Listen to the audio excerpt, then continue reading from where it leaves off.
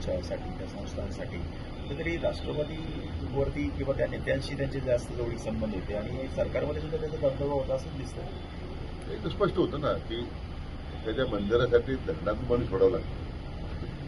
2020 साली दारणा धरणातून पाणी सोडलं.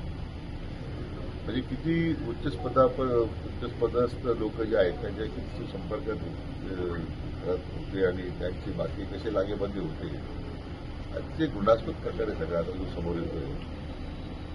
मला खरं म्हणजे मला शिर्डी पोलिसांचं अभिनंदन केलं पाहिजे आणि विशेष करून आमचे अडिशनल एसपी श्रीरामपूर विभाग आहेत वागचोरे साहेब असतील किंवा आमचे शिर्डीचे डीवायएसपी अमोल भारती आहेत कृती आहेत.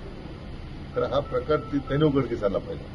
पहिल्यांदा गुन्ह्यावर शिर्डीत नोंदला गेला आणि तो तिथनं मग चक्र फिरायला लागली. नंतर मग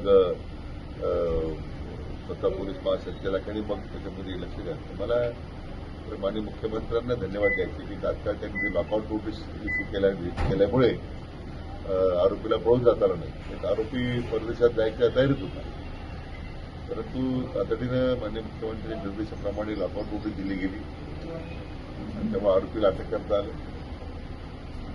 आणि म्हणून जी काही अडीचशे एसपी असतील एसपी शिर्डी असतील यांनी जी तत्परता दाखवली मला वाटतं. नाही तर मग पुन्हा आरोपी मोकट झाला असता.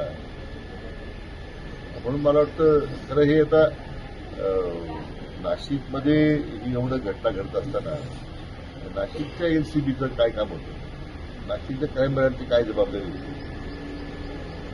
म्हणजे हे सुद्धा खरं म्हणजे पाहण्याची आवश्यकता आहे. ठीक आहे, इकडे गुन्हा दाखल झाला, सगळी पुरावे शिर्डीत उपलब्ध झाले आणि त्याच्यावर तुम्ही कारवाई करता.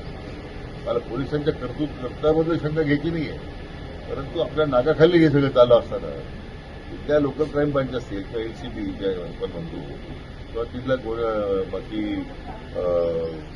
यंत्रणा होती म्हणजे ते काय करत होते याचं मला कधी कधी आश्चर्य वाटतं. जलसंपदा विभागाने जो निर्णय घेतलेला होता पाणी आरक्षित करण्याचा त्या बाबतीत आता काय पुन्हा निर्णय घेतला जाईल? त्याचे आरक्षण तात्काळ रद्द करण्यात येईल. नियम बाहेर आरक्षण आपण देऊ शकत नाही. त्यामुळे याची माहिती घेतो की तो जी आर का काढण्यात आला, कोणाच्या सूचना होत्या, नोटिंग फाईलवर कोणाच्या, आम्ही ती सगळी चौकशी करतो. पण निश्चितपणे त्या आरक्षण रद्द करण्याच्या सूचना विभागाला दिलेल्या आहेत.